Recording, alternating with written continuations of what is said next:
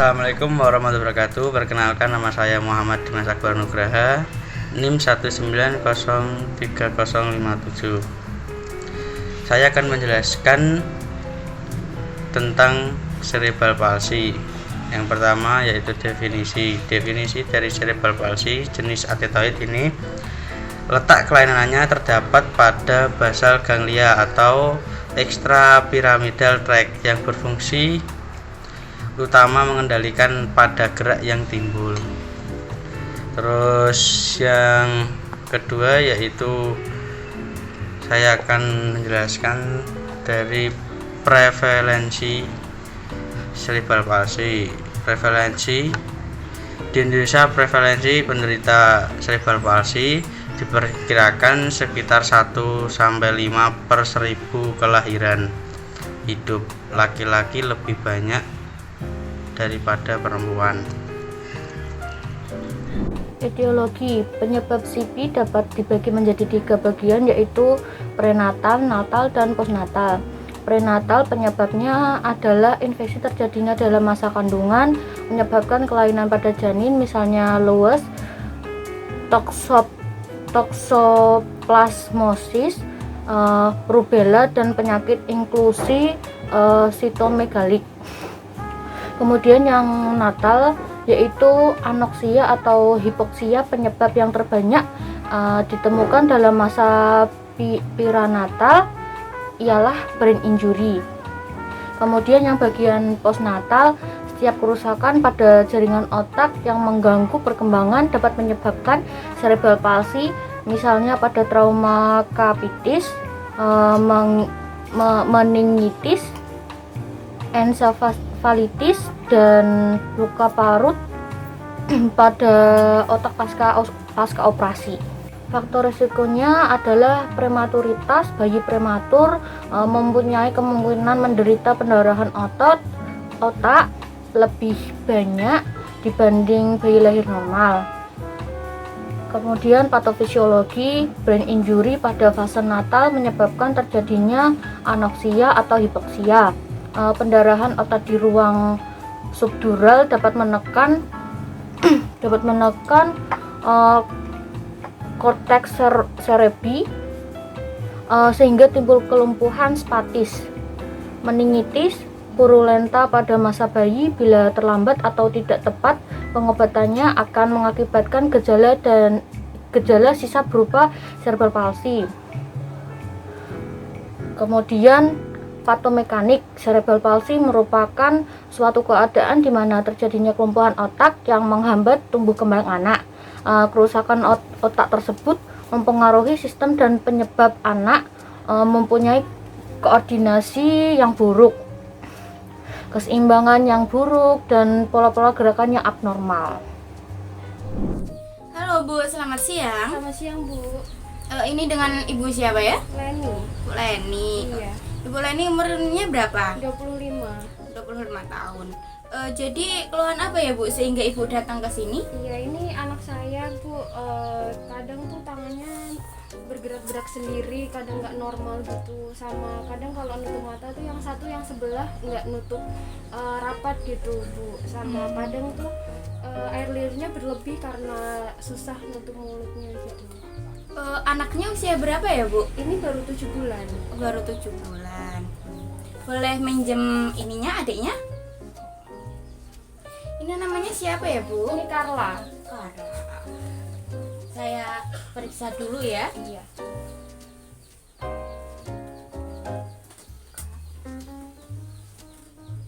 Carla.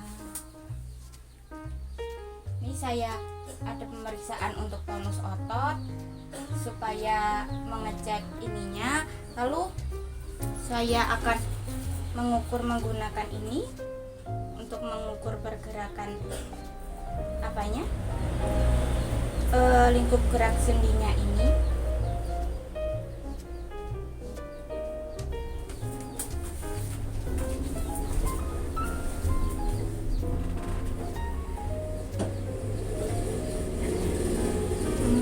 Saat ini masih baik sih Bu.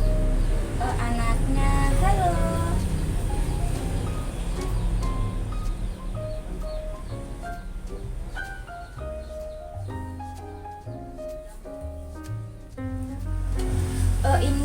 adiknya sudah saya cek ya Bu. Nanti untuk seminggu ke depan jika belum ada perubahan bisa datang ke klinik ini lagi ya. Iya, baik. Ibu adiknya. Iya, terima kasih Bu. Iya, sama-sama.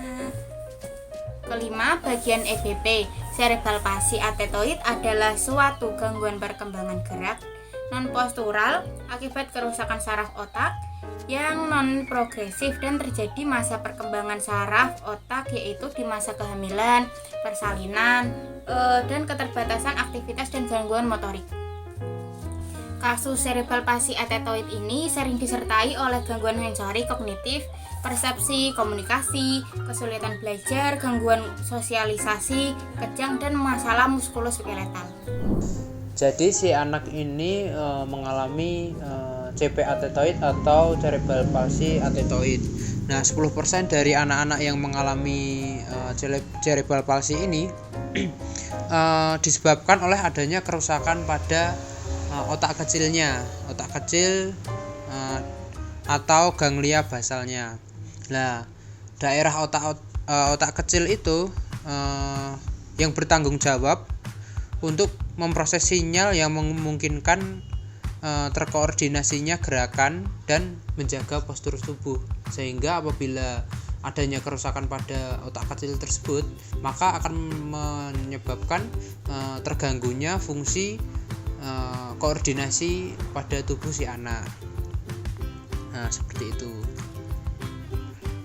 Selanjutnya si adik akan saya periksa menggunakan prosedur GMFM, yaitu adalah Gross Motor Function Measure, di mana pemeriksaan ini dilakukan untuk mengukur perubahan fungsi motorik kasar pada anak yang menderita cerebral palsy maksud saya. Kemudian penilaiannya meliputi lying dan rolling, kemudian sitting, crawling dan kneeling, kemudian berdiri, berjalan, berlari, dan melompat. Seperti itu ya.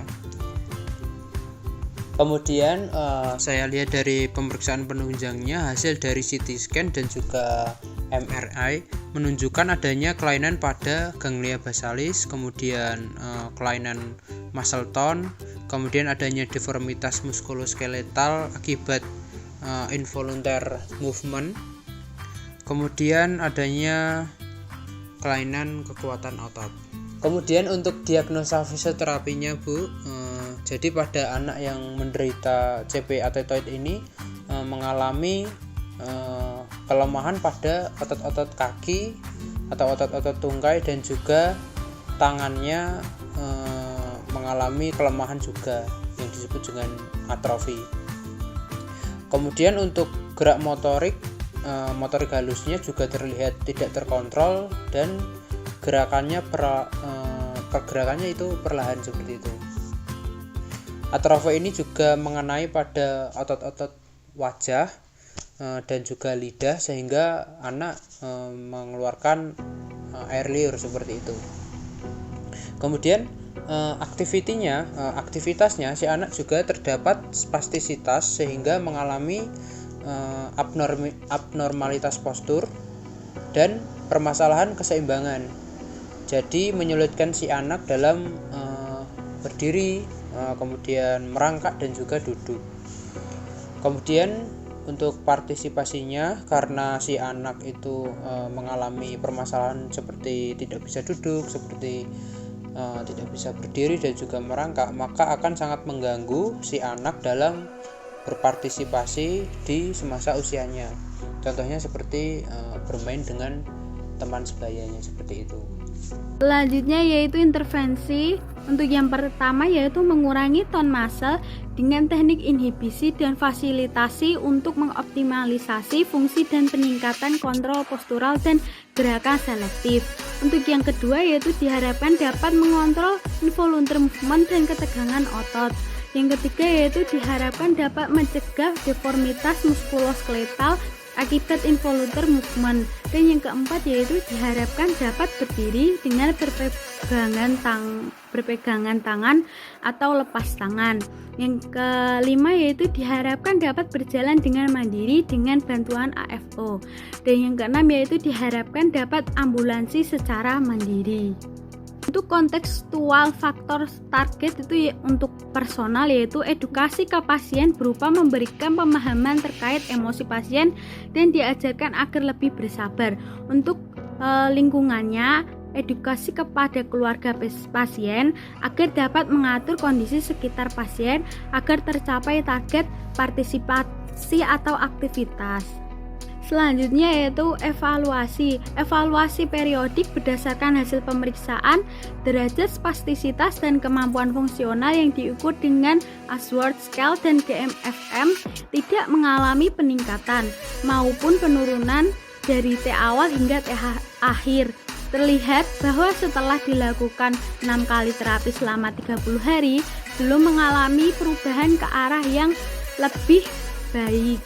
Hal ini dikarenakan keterbatasan waktu dalam memberikan terapi serta faktor psikologis pasien. Untuk rujukan pasien berasal dari dokter spesialis anak.